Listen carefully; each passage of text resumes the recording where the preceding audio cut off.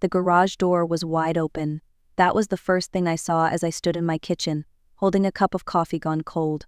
My name is Helen Matthews. 8 months ago my husband Richard passed away, and since then, the house has been too quiet. But that morning, silence wasn't the problem, emptiness was. Through the window I saw the sunlight spilling into the garage, landing on the dark oil stain where Richard's 1968 Mustang should have been. The car he'd rebuilt piece by piece for 20 years gone.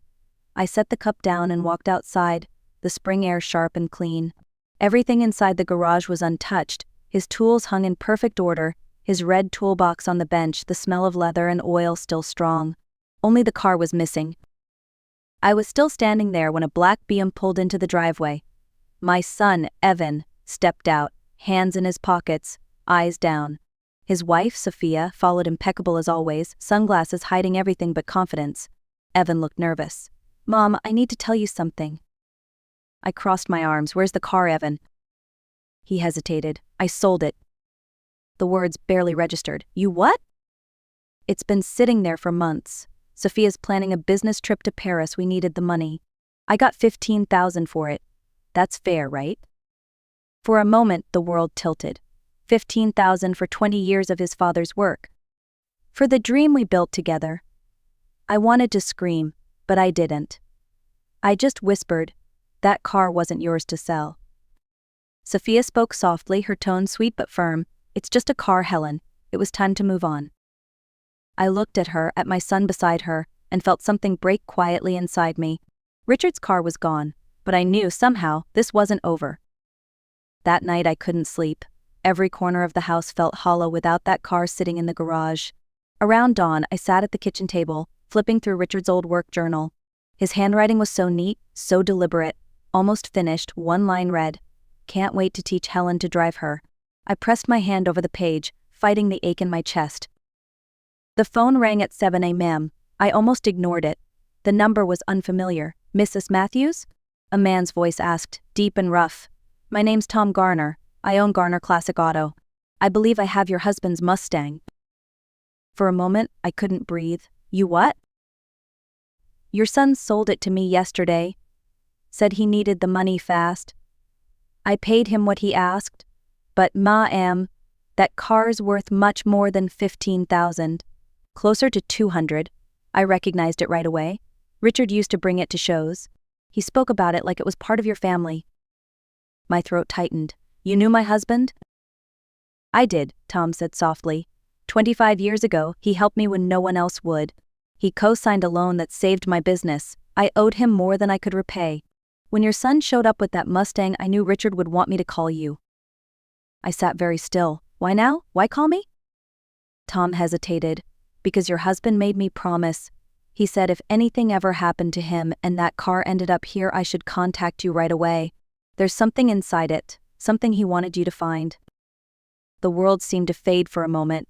My hands trembled. "Something inside the car?" "Yes, ma'am. A hidden compartment. He said it was only for you." I stared out the window at the empty garage. "I'll be there within the hour." Garner Classic Auto sat on the edge of town, surrounded by warehouses and a row of gleaming old cars. When I pulled up, Tom was already waiting outside. A tall man in his 60s, gray hair, work shirt, steady eyes. He smiled gently. "Mrs. Matthews, thank you for coming." Inside the garage, the world seemed to stop. The Mustang stood there, polished and perfect, its burgundy paint glinting under the bright lights. I took a slow breath. For a second, I could almost hear Richard's radio playing soft rock, smell the soap he used to clean his hands. "He built this with his heart," I whispered. Tom nodded. "He sure did. And he left something for you." He leaned into the car, pressed a small point beneath the dashboard, and a faint click echoed. A hidden panel slid open. Inside was a sealed envelope with my name written in Richard's familiar handwriting and a tiny brass key taped to it. My fingers trembled as I opened it. The first line read, "Helen, if you're reading this, I'm gone." I stopped breathing. The letter continued, his voice alive through every stroke. "I've been investigating Sophia for over a year. Her real name isn't Sophia Bennett. It's Sophia Chandler. She's done this before twice that I can confirm. She targets men with aging parents, manipulates them, and vanishes once the assets are sold. Evan won't see it until it's too late. Protect him." I pressed my hand to my mouth. Tears burned my eyes as I kept reading. This key is for our safe deposit box, number 512 at First National Bank. Inside you'll find documents and stocks. You'll be okay financially, but more than that you'll have proof of who she really is. Tom knows what to do. Trust him. Protect yourself and protect our son. The letter ended with a single line, I love you, Helen. I'm still looking after you. When I looked up, Tom's eyes were wet. He really loved you, he said quietly.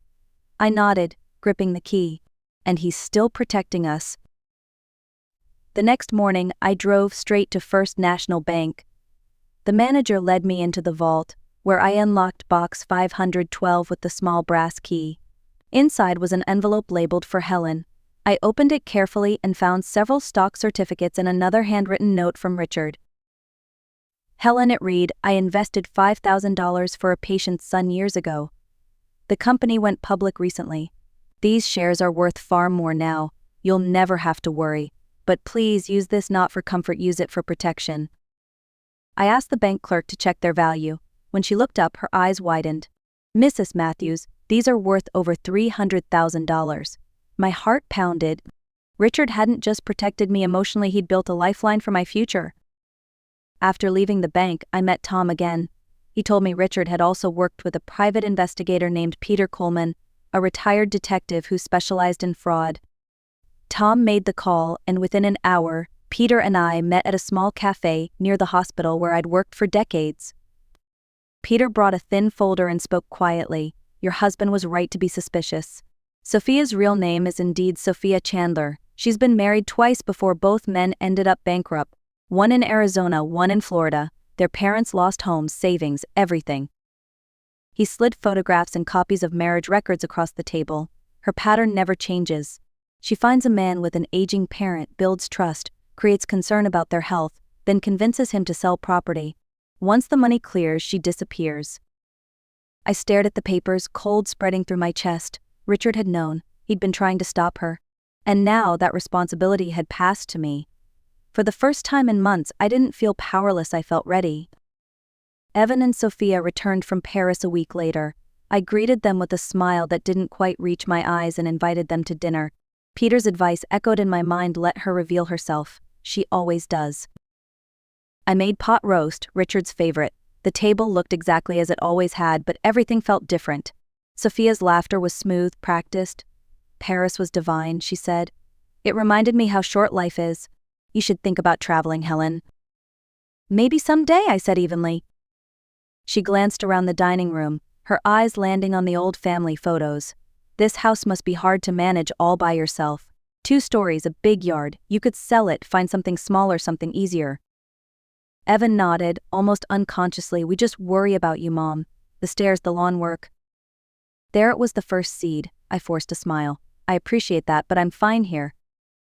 Sophia's tone softened, but her eyes stayed sharp. You know, my aunt waited too long before downsizing. She fell one day, and it was awful. I'd hate for that to happen to you. I stirred my coffee. I take care of myself. Always have. The conversation drifted, but the message had been planted. After dinner, Sophia excused herself to use the bathroom. 10 minutes passed. Then 15. I went to look for her and found her upstairs near Richard's old office. The bathroom was downstairs. When she saw me, she smiled quickly. Oh, I got turned around. This house is a maze. The bathroom's right where it's always been, I said, calm but cold. She laughed, touched my arm. Of course, silly me. I walked her downstairs without another word. That night, after they left, I opened my notebook and wrote down every detail, the questions, the timing, the look in her eyes. Richard had kept notes when he worked. Now, so would I. By midweek, I knew I couldn't wait any longer. Sophia had begun her quiet manipulation, and Evan was already echoing her words. It was time to show him the truth. I called and asked him to come over alone. He hesitated, saying he'd need to tell Sophia, but I said gently, it's about your father. Please, Evan. After a pause, he agreed. He arrived that afternoon, looking guarded. I had coffee ready and Richard's folder laid neatly on the kitchen table. Mom, if this is about the car again. It's not, I said. This is about your father's last months. He frowned but sat down. I slid the letter toward him. Before you say anything, just read. He scanned Richard's handwriting, his jaw tightening with every line. Dad never liked Sophia, he said finally. You're both overreacting. I didn't argue. I simply opened the folder and spread out the photographs, 2 wedding portraits, 2 different men, 1 familiar woman. Beneath them were copies of marriage certificates. Sophia Chandler Wilson, 2018. Sophia Chandler Lang, 2021. Articles followed, stories about fraud, property sales, families left with nothing. Evan's voice dropped to a whisper. This could be anyone. Call them, I said quietly, handing him a paper with 2 phone numbers written in Richard's neat handwriting. Ask them who their wives were. He pushed the paper away. You just can't stand her. My throat tightened. Your father spent the last year trying to protect you. Please don't let that be for nothing. He stood abruptly, his chair scraping against the floor. I can't listen to this. He stormed out, slamming the door behind him. I sat there in the stillness, the papers spread across the table, my hands trembling. I didn't know if I'd lost my son or just handed him the only chance to save himself. That night passed in silence. I sat awake in the living room, the folder still on the table. Around midnight the phone rang. It was Evan. His voice was hoarse. Mom, you were right. I called them, both of them. Everything Dad wrote was true. My breath caught. What did they say? He hesitated. Same story. Same woman. She made them sell their parents' homes, took the money, and vanished. I confronted Sophia. She didn't even try to deny it, just packed her bags and left. She's gone. I called Peter Coleman right away. She's running, he said. We've been tracking her accounts. She made several cash withdrawals, about $12,000 total, and booked a one-way ticket to Mexico City. She's at the airport Marriott right now. What do we do? I asked. We stop her before she boards. The detectives in Arizona and Florida have warrants ready. I'll meet you at your house. Bring Evan. At 3 a.m., Peter's car pulled into my driveway. Evan looked pale, hollow, but determined. We drove in silence through the sleeping city. By the time we reached the airport, dawn was just breaking. Peter pointed toward the security line. 2 plainclothes detectives stood nearby. She'll come through there. At 5:30, Sophia appeared, heels clicking, designer coat perfectly pressed, 2 large suitcases behind her. For a moment, Evan froze. Then the detective stepped forward. Mom, we need to speak with you, one said. Sophia smiled faintly. Is there a problem, officers? Yes, the detective said evenly. Linda Marsh, you're under arrest. Her expression twisted. You've got the wrong person, my name is, but before she could finish, she bolted. Airport security tackled her within seconds. Her screams echoed through the terminal. You ruined everything, she shouted when she saw us standing there. Evan flinched, but I didn't move. Justice had finally caught up to her, and Richard's plan was complete. 2 weeks later, Sophia, whose real name was Linda Marsh, pleaded guilty. The prosecutors linked her to 5 separate fraud cases across 3 states. She accepted a 12-year federal sentence. The headlines came and went, but for Evan and me, the real work began afterward. He showed up at my door one quiet afternoon, holding 2 suitcases. Can I stay here for a while? He asked softly. I opened the door without a word. His old room looked the same: trophies, posters, and the faded curtains I'd never replaced. For the first few days, he barely spoke. He'd eat dinner with me, then sit alone in the garage staring at Richard's tools. One evening I found him holding the work journal. His voice cracked as he read aloud, taught Evan to change the oil today. He's 12. His hands are small but careful. He looked up, tears in his eyes. I don't deserve forgiveness. You don't need to earn it, I said quietly. Your father never blamed you. He shook his head. I sold his car. I betrayed him. You didn't betray him, I said, placing my hand on his shoulder. You were deceived. There's a difference. A week later, Tom Garner arrived in the driveway. The Mustang was on a trailer, shining under the afternoon sun. It's yours again, Tom said. Richard built it for you both. Evan stood frozen, unable to speak. I felt tears rise as the car rolled back into the garage, the same spot it had always belonged. That evening, Evan turned to me. Maybe I can fix it up again, like he did. I smiled. Then let's do it together. For the first time in months, the air in the house felt lighter, like Richard had never really left at all. Summer came early that year. The days grew longer, and the scent of oil and cut grass filled the air again. Every weekend, Evan and I spent hours in the garage him with Richard's journal open, me handing him tools just like I used to hand his father. Little by little, the Mustang came back to life. One Sunday morning, Evan wiped his hands and smiled. "She's ready." The car gleamed in the sunlight, deep burgundy, perfect again. He looked at me. "You should drive first, Mom. Dad built it for you." My heart pounded as I sat in the driver's seat. The leather was cool, the steering wheel smooth and familiar. When I turned the key, the engine rumbled to life, low and steady, like Richard's heartbeat echoing through time. Evan climbed in beside me. "Ready?" he asked. I nodded and eased the car out of the garage. The wind rushed through the windows as we rolled down Maple Avenue. We passed the park where Evan used to play, the hospital where I'd worked, and the church where Richard and I had been married. It felt like driving through a lifetime, all the places that built us, all the memories that still lived quietly inside me. Evan laughed for the first time in months. He'd lose his mind if he saw us now. I smiled through tears. He already sees us. When we pulled back into the driveway, I parked the Mustang right where it had always belonged. The faint oil stain beneath it looked almost like a shadow of the past. Evan reached over, squeezed my hand. "Dad would be proud of us," I said softly. That night, as the garage light glowed against the dark, I realized something. Richard's revenge hadn't been about anger or punishment. It was about truth, protection, and love that outlasted even death. Life slowly found its rhythm again. The house no longer echoed with loss, it hummed with small sounds of living. Evan started working part-time at Tom Garner's shop, learning how to restore cars the way his father once had. He said fixing something broken made him feel closer to Richard. I understood exactly what he meant. Some evenings I'd watch from the porch as Evan pulled the Mustang into the driveway. The same car that once symbolized betrayal now stood for everything we'd reclaimed: trust, forgiveness, and resilience. One afternoon he handed me an envelope. Inside was a short note. "I sold my watch, the one she gave me. I donated the money to a shelter for victims of financial abuse. Dad would have liked that." My eyes filled with tears. He was healing step by step. That evening we sat in the garage, the door open to the sunset. Evan turned to me. "Do you think Dad knew this would happen?"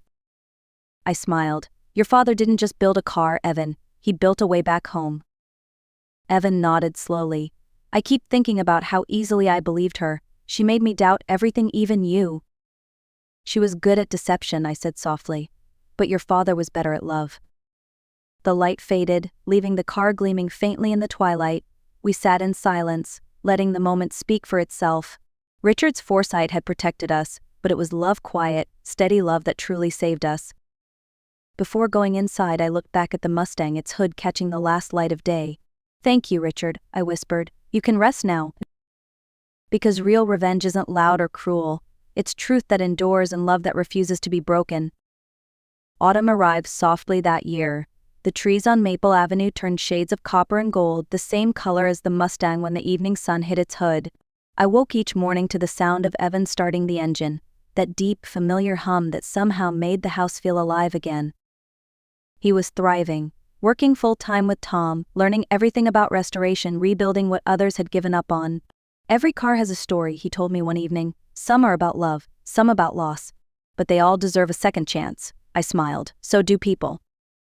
One Saturday he convinced me to take another drive. We followed the back roads Richard always wanted to explore. The sky was clear, the world quiet. As we drove, the radio played one of Richard's favorite songs, and for a moment it felt like he was there with us, his hand resting over mine, his voice in the wind. We stopped at an overlook where the valley spread out below us, golden with afternoon light. Evan turned to me. "You know, Mom, I think Dad's plan worked. He didn't just save me, he brought us back together."